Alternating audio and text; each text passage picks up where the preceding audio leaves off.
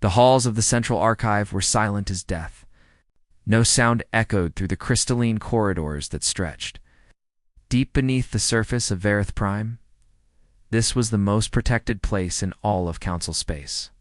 Here the secrets of 1,000 civilizations were kept locked away from curious eyes. Counselor walked slowly through the ancient passages. His blue skin had grown pale with age, and his 4 eyes were not as sharp as they had once been. He had served on the High Council for 60 standard years. He had seen empires rise and fall.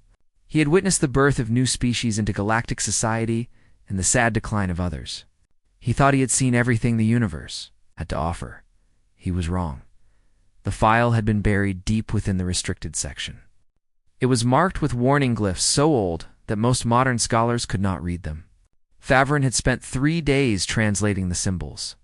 When he finally understood their meaning, his blood ran cold. Do not open. Do not share. Do not remember. Of course he opened it. The holographic display flickered to life. It showed him a small yellow star on the outer edge of the galaxy.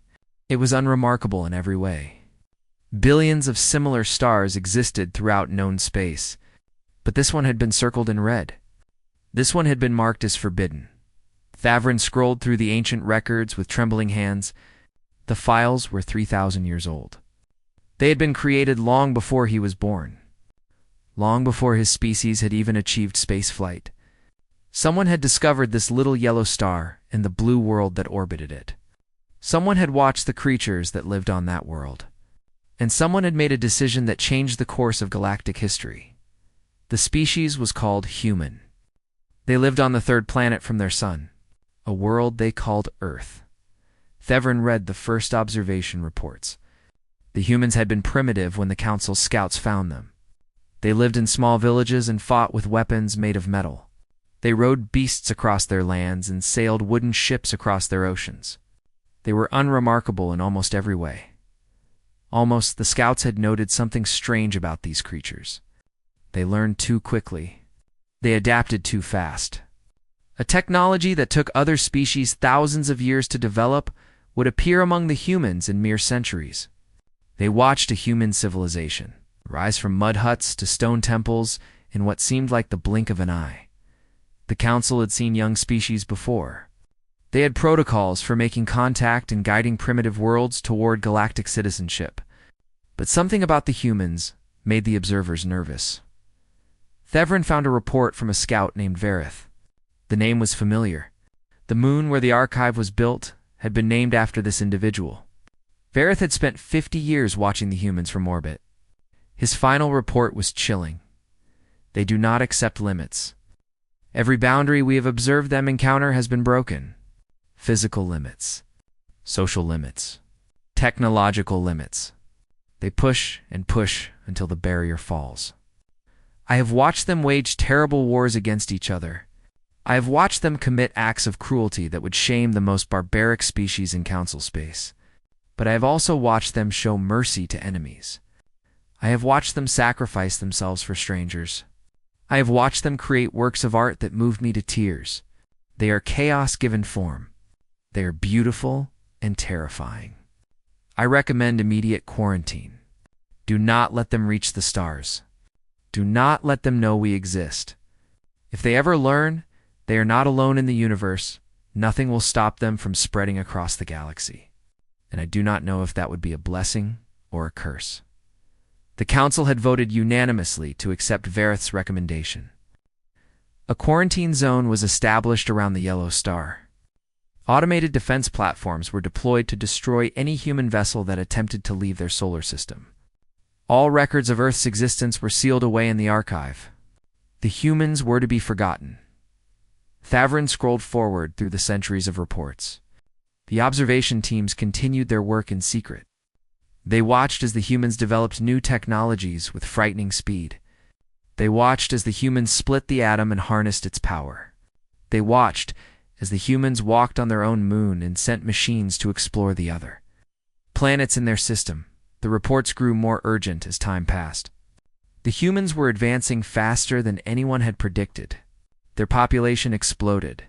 Their technology improved with each passing decade. They were reaching toward the stars with increasing determination. And then the report stopped. Devrin searched frantically through the database. The last observation report was dated 300 years ago. The last maintenance check on the quarantine platforms was even older. Someone had cut the budget for the monitoring program. Someone had decided that the humans were no longer a priority. For 3 centuries, no one had watched Earth. For 3 centuries, no one had checked if the defense platforms were still functioning. For 3 centuries, the most dangerous species in the galaxy had been left completely unobserved. Thavrin felt his heart pounding in his chest. He pulled up the current status of the quarantine zone. The system took a long moment to respond. When the data finally appeared on the screen, he felt the world tilt beneath his feet. The defense platforms were offline. All of them. They had failed decades ago, and no one had noticed. The quarantine zone was unprotected, and there was something else. A sensor ghost at the edge of the zone. A small vessel moving at speeds that should have been impossible for human technology. It had already crossed the boundary. It was heading deeper into Council space. Foreigner stood frozen for a long moment. 3,000 years of secrecy, 3,000 years of careful isolation. All of it had been undone because someone had wanted to save money on a maintenance budget. The humans were coming. He turned and ran toward the communication center. The Council needed to know. Everyone needed to know. The secret they had kept for 3 millennia was about to be exposed, and Thavrin could not shake the feeling that nothing in the galaxy would ever be the same again. The humans had been caged for so long. They had been watched and studied and contained. But now the cage was open. Now the humans were free. He thought about Varith's words from so long ago. Beautiful and terrifying. Chaos given form. A blessing or a curse. The galaxy was about to find out which one it would be, Commander. Lisa Grant had dreamed of the stars since she was a little girl. She remembered lying in the grass behind her family's farmhouse in Kansas and staring up at the night sky. She had wondered what was out there. She had wondered if humanity was alone. Now she stood on the bridge of the deep space vessel, Horizon, and she finally had her answer. They were not alone. The alien ship hung in the void, before them like a mountain floating in space. It was enormous. The Horizon was one of the largest vessels humanity had ever built, but it looked like a toy compared to this thing. Curved metal plates covered its hull. Strange lights pulsed along its surface in patterns that seemed almost like breathing. It was beautiful and terrifying all at once. Lieutenant Kevin Park sat at the sensor station. His hands were shaking as he worked the controls. He was young, and this was his first deep space mission. Nothing in his training had prepared him for this moment. Commander, I am reading energy signatures unlike anything in our database. Their power output is off the scale. 1 ship. Just 1 ship. And it has more power than our entire fleet combined. Lisa nodded slowly. She had expected as much. The dead defense platforms they had found earlier proved that someone out there had technology far beyond human capability. Finding the beings who built those platforms was inevitable. She just had not expected it to happen so soon. Dr. Amanda Walsh stood at the observation window. Tears streamed down her face, but she was smiling. She had dedicated her entire life to the study of potential alien life. She had written papers that her colleagues had mocked. She had endured years of ridicule from scientists who insisted that humanity was alone in the universe. Now she was vindicated. It is real. Her voice was barely a whisper. It is all real. We are not alone. We were never alone. The communication system crackled to life. A voice filled the bridge. It spoke perfect English, but there was something wrong with the tone. It was flat and cold, like a machine pretending to be a live human vessel. You have violated quarantine protocols? You will power down your engines and prepare for escort to Council space. Resistance will result in the destruction of your ship. Lisa felt a chill run down her spine. Quarantine protocols. Someone had been keeping humanity contained. Someone had been watching them. The dead platforms they had discovered were not just ancient artifacts. They were a cage built specifically for Earth. Kevin turned to face her. His eyes were wide with fear. Commander, their weapon systems are charging. I am reading massive energy buildups across their hull. They are not bluffing. Lisa knew he was right. The Horizon carried no weapons. It was a science vessel designed for exploration and research. They had no way to fight. They had no way to run. The alien ship could destroy them with a single shot, but there was one thing they could do. She straightened her uniform and took a deep breath. All hands prepare for emergency data transmission. I want everything we have recorded since we left Earth compiled and ready to send. Every scan, every image, every second of sensor data. We are going to beam it all back home. The crew moved without hesitation. They were scared, but they were professionals. Within minutes, the transmission was ready. The most powerful communication array humanity had ever built was pointed directly at Earth. One button press would send everything. They had learned across the void. Lisa opened a channel to the alien vessel. This is Commander Lisa Grant of the Earth vessel Horizon. We come in peace. We did not know about any quarantine. We were simply exploring. We meant no offense. The cold voice responded immediately.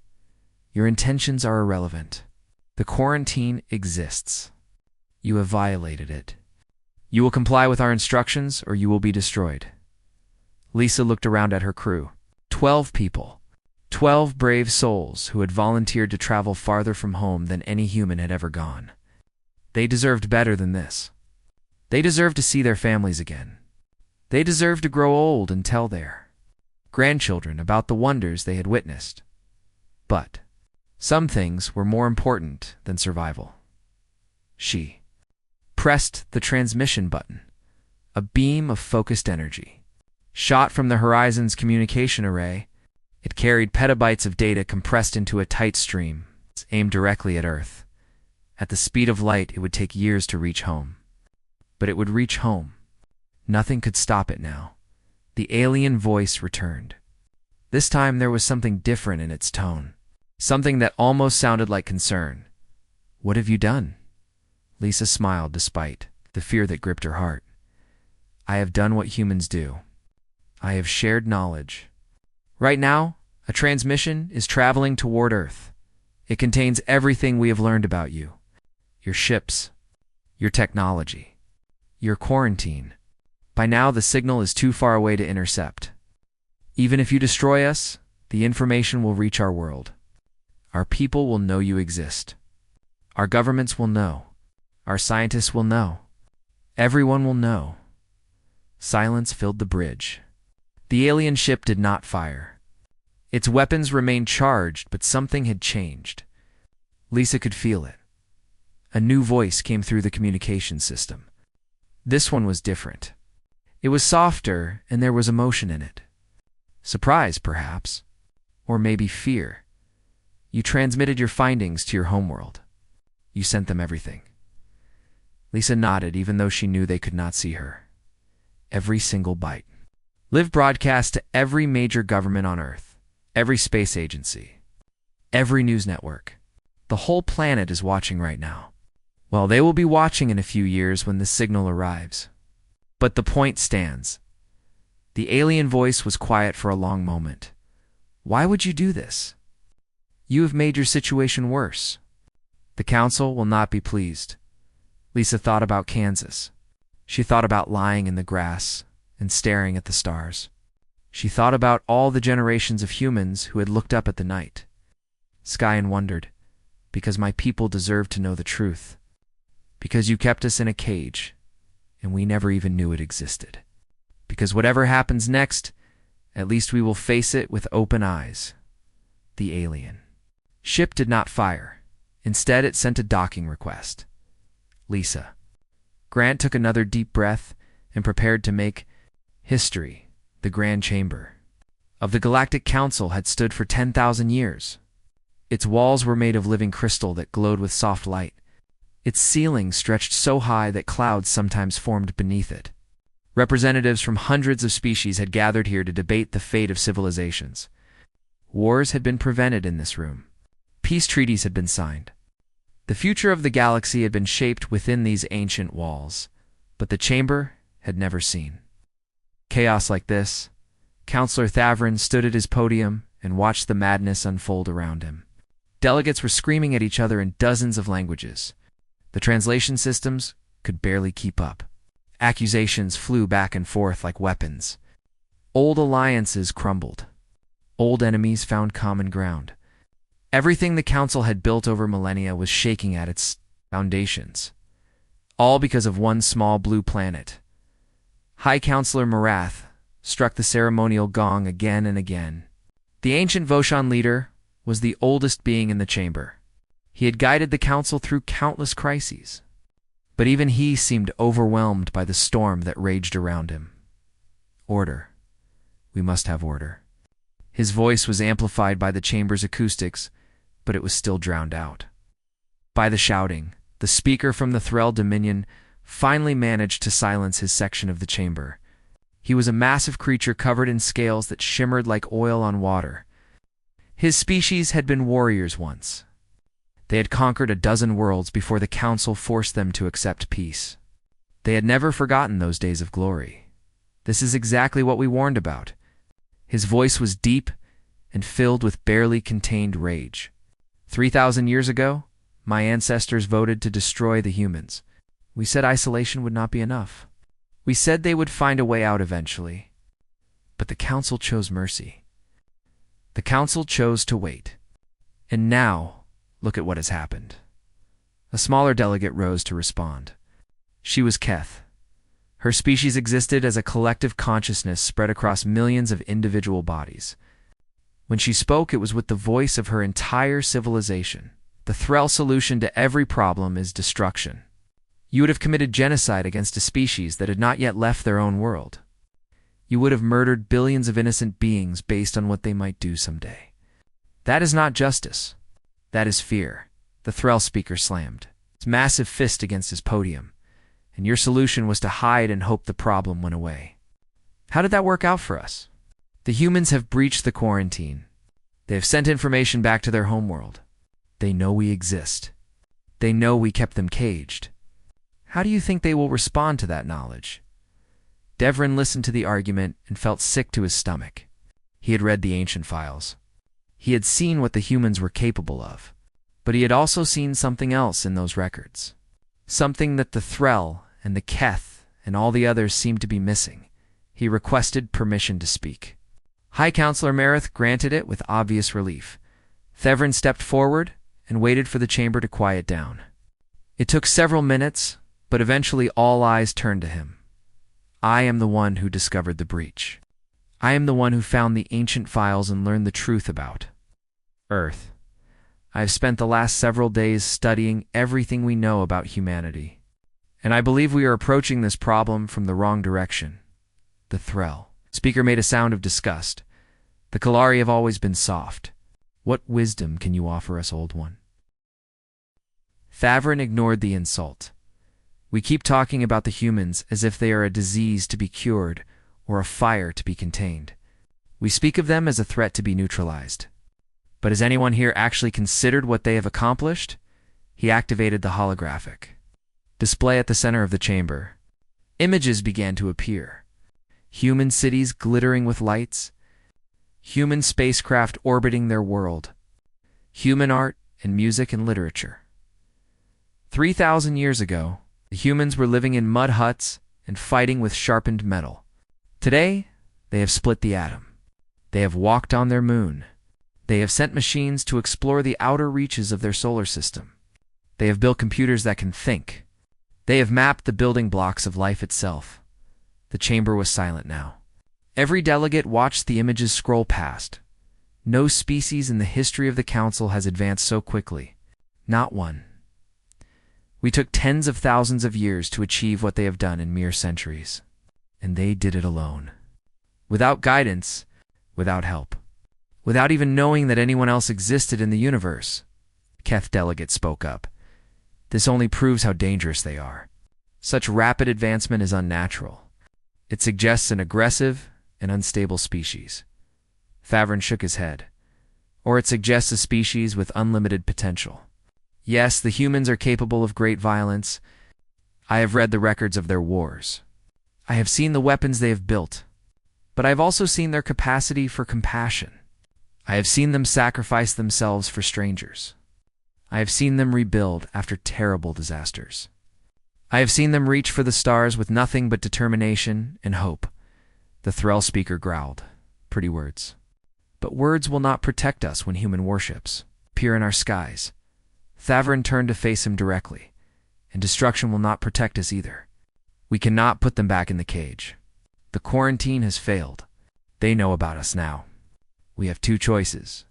We can try to destroy them and risk a war that could tear the galaxy apart. Or we can welcome them, guide them, help them understand their place in the larger community. High Counselor Mareth raised his withered hand. You suggest we reward them for breaking our laws. You suggest we treat them as equals when they have done nothing to earn that status.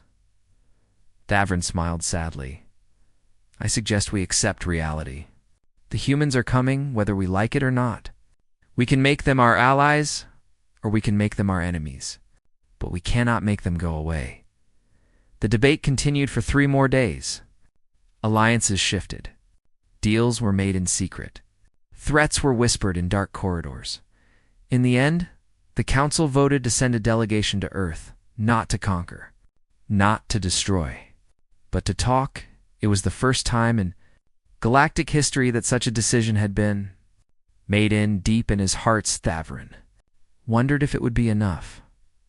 The transmission from the horizon reached Earth on a cold Tuesday morning. It arrived at 17 different receiving stations simultaneously. Within minutes, the data was being analyzed by scientists on every continent. Within hours, the leaders of every major nation had been briefed. Within days, the whole world knew the truth. Humanity was not alone, and someone had been keeping them caged. President Daniel Morrison sat in the Situation Room beneath the White House. He had not slept in 3 days. The coffee in his hand had gone cold hours ago, but he kept drinking it anyway. Around him sat the most powerful people in America. Generals and admirals, scientists and diplomats, intelligence officers and cabinet members. They all looked as exhausted as he felt. On the screens that covered the walls he could see similar meetings happening across the globe. The Prime Minister of Britain sat in her own bunker, surrounded by her own advisors. The President of the European Federation was conferring with his military chiefs. The leaders of China and Russia and India and Brazil were all connected to this call. For the first time in human history, every major power on Earth was working together. Secretary of State Patricia Hill stood at the front of the room. She had been reviewing the data from the horizon for the past 72 hours. Dark circles surrounded her eyes, but her voice was steady. Here is what we know. There is a galactic government called the Council. It includes at least 47 different alien species. They have been aware of Earth for approximately 3,000 years. They established a quarantine zone around our solar system to prevent us from reaching the rest of the galaxy. The defense platforms that enforced this quarantine failed at some point in the last 3 centuries. No one noticed because they stopped monitoring us. General Stephen Cole of the Joint Chiefs leaned forward in his chair. What do we know about their military capabilities? Patricia switched to a new display. It showed the alien ship that had intercepted the horizon. This is a standard patrol vessel. According to Commander Grant, it is roughly the size of a small city. Its power output exceeds anything we have ever built. One ship, a single patrol ship, and it could probably destroy every military asset on Earth without breaking a sweat. The room was silent. Morrison looked at the faces around him. He saw fear. He saw anger. He saw confusion. But he also saw something else. Something that burned beneath the surface, like a fire that refused to die. He saw determination. A voice came through the speakers. It was Prime Minister Catherine Wells of Britain. So we are outmatched, outgunned, outclassed in every way that matters. What exactly are our options here, Dr. Nathan Cruz? Was the lead scientist on the analysis team. He was a small man with thick glasses and a nervous habit of adjusting his tie. But when he spoke, his voice carried the weight of absolute certainty. Our options are limited, but they exist. The aliens have superior technology, but their rate of advancement has slowed dramatically. According to the data, the Council has not developed any significant new technologies in over 1,000 years. They have refined existing systems, but they have not innovated. Meanwhile, humanity has gone from horse-drawn carriages to nuclear power in less than 2 centuries. General Cole frowned. What good does innovation do us if they can wipe us out before we catch up? Dr. Cruz smiled. Slightly. That is the interesting part, General. The Horizons crew managed to have several conversations with the aliens before we lost contact. The aliens were genuinely surprised by some of our technologies. Our computer systems in particular seem to be more advanced than theirs in certain ways. Our artificial intelligence research, our genetic engineering, our materials science. We are not as far behind as we might think. Morrison stood up and walked to the main screen. He stared at the image of the alien ship for a long moment. They kept us in a cage because they were afraid of us. 3,000 years ago, they looked at humanity and saw something that scared them. Something that made them think it was better to lock us away than to let us grow. That fear is our advantage, the Chinese delegate spoke up. His name was General Wang, and he had been silent until now. Fear is not a strategy, Mr. President. We need concrete plans. We need to know what we are going to do when their ships arrive in our solar system. Morrison turned to face the screen. We're going to show them that their fear was justified. The room stirred. Morrison held up his hand for silence. I do not mean we should be aggressive. I do not mean we should threaten them or attack them. But we need to make it clear that humanity will not be pushed around. We will not be told where we can and cannot go. We will not accept a subordinate position in their galactic order. Prime Minister. Wells nodded slowly. And how do you propose we do that, Morrison? Looked at General Cole. How long would it take to convert our major manufacturing facilities to military production? Considered the question carefully. Full conversion. 6 months. Maybe less, if we cut through the red tape. And if every nation on Earth did the same thing at the same time? Cole's eyes widened as he understood what Morrison was suggesting. We could build a fleet. A real fleet. Not enough to match them ship for ship, but enough to make them think twice about pushing us around. Morrison turned to address every leader on the call. For all of human history, we have fought each other. We have wasted our potential on wars and conflicts that accomplished nothing. But now we face something bigger than any nation. Bigger than any alliance. We face a galaxy that has already decided we are too dangerous to be free. I say we prove them right. I say we show them exactly what humanity can do when we work together. The vote took less than an hour. Every nation agreed. Every leader signed the accord. For the first time in history, Earth spoke with one voice. The United Earth Defense Initiative was born that day. Factories that had built cars began building spacecraft. Universities that had taught theory began teaching engineering. Young people who had dreamed of ordinary lives volunteered to become soldiers and pilots and scientists. The whole planet transformed itself in a matter of months. And when the council delegation finally arrived, they found something they had not expected. They found humanity ready. Counselor Theverin stood at the observation window of the diplomatic vessel and watched the human solar system grow larger before him. He had studied the images. He had read the reports. But nothing had prepared him for what he saw now. 1 year. The humans had been given 1 year to prepare for this meeting. Theverin had expected them to build a few ships. Perhaps establish a small defensive perimeter around their world. He had expected a token gesture of strength. A symbolic show of force. He had not expected this. Massive construction platforms orbited their blue world. Dozens of them. They were ugly and functional. No elegant curves or artistic flourishes. Just raw industrial power focused on a single purpose. Ships were being assembled on those platforms. Theverin counted at least 30 vessels in various stages of completion. They were crude by council standards. Boxy and angular and covered in exposed machinery. But they were real. They were armed. and they had been built in less than a standard year. Ambassador Keela stood beside him. She was from the Preservation Order. Her species valued knowledge above all else. She had volunteered for this mission because she wanted to understand the humans. Now she looked pale and shaken. This should not be possible. Her voice trembled slightly. Their industrial capacity was not sufficient for this level of production. We calculated their maximum output. This exceeds our projections by a factor of 10. Thavrin nodded slowly. They made it sufficient. They converted every factory on their planet.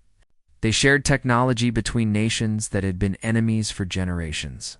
They worked day and night without rest. They sacrificed everything for this moment. Keela turned to look at him. You almost sound impressed. Thavrin was silent for a long moment. I am terrified. But yes, I am also impressed. The human fleet moved to escort them as they approached. Earth's 12 completed warships formed a perfect formation around the diplomatic vessel. Their weapons were powered down, but their targeting systems were active.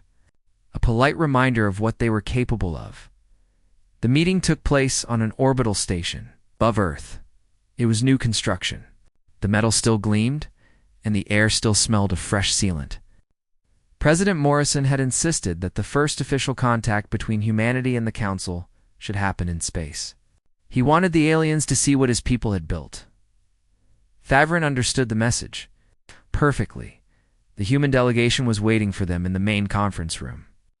President Morrison stood at the center of the group. He was a tall man with gray hair and tired eyes, but there was strength in those eyes. There was steel behind him stood representatives from every major nation on Earth. They wore matching uniforms. Simple gray suits with small flags on their shoulders to indicate their country of origin. They had set aside centuries of conflict to present a united front. Thavrin stepped forward and extended his hand in the human greeting gesture. Morrison accepted it firmly. Welcome to Earth, Counselor. We have been expecting you, Thavrin studied the human leader carefully. You have been busy, Morrison. Allowed himself a small smile. We wanted to make a good first impression. They sat down at the conference table. Keela activated her recording devices. This conversation would be studied by scholars for generations too. Come, Thavrin, began with the prepared statement. The Galactic Council has authorized me to offer humanity probationary membership in the galactic community. You would be granted limited trading rights and access to certain Council technologies. In exchange, you would agree to abide by Council law and submit to regular inspections of your military capabilities. Full membership could be earned over time through demonstrated compliance and cooperation. Morrison listened carefully. His expression did not change, and how long would this probationary period last? That would depend on your behavior. Most species require several centuries to prove themselves worthy of full membership. Several centuries? It is a reasonable time frame, given your species' history of violence and instability. Morrison leaned back in his chair. He looked at the other human delegates. Something passed between them. Some unspoken agreement. We have a counter-proposal. Thavrin felt his hearts begin to race. A counter-proposal. Full membership. Immediate and complete. A permanent seat on the High Council. An end to all quarantine restrictions. And a formal apology for 3,000 years of imprisonment. Keela made a choking sound. You cannot be serious. You are newcomers. You have no standing. You have not earned such privileges. Morrison turned to face her directly. His eyes were calm, but there was fire burning behind them. We did not ask for your quarantine. We did not ask to be treated like animals in a zoo. For 3,000 years, your council watched us struggle and fight and die. You could have helped us. You could have guided us. Instead, you locked us in a cage and threw away the key. Thavrin raised a hand to calm Keela. What you ask is unprecedented. The council will never agree to such terms. Morrison stood up and walked to the window. Earth hung in the void below them, blue and green and beautiful. 1 year ago, we learned that we were not alone in the universe. We learned that a vast civilization had been watching us since before we could write. We learned that they were afraid of us. Do you know what we did with that knowledge, Counselor? Thavrin shook his head. We stopped fighting each other. Nations that had been enemies for centuries put aside their differences. Resources that had been wasted on internal conflicts were redirected to a common purpose. We built those ships out there in 12 months. We unified our entire planet in less than a year. We did something that your council said was impossible. He turned back to face Thavrin, and we are just getting started. In 10 years, we will have a fleet that can match anything the council can field. In 50 years, we will surpass you. In 100 years, we will be building things that your species cannot imagine. That is not a threat, counselor. That is simply the truth. The room was silent. Thavrin thought about the ancient reports he had read. The warnings from observers who had watched humanity grow. They had called them chaos. They had called them unpredictable. They had called them dangerous. They had been right. But they had also missed something important. The humans were not just dangerous. They were magnificent. Thavrin stood up and extended his hand once more. I will present your proposal to the council. I cannot guarantee they will accept, but I will argue in your favor. Morrison shook his hand. That is all we ask. 6 months later, the council voted to accept humanity as a full member. It was the most controversial decision in galactic history, but it was also the most important because the humans had arrived, and nothing would ever be the same again.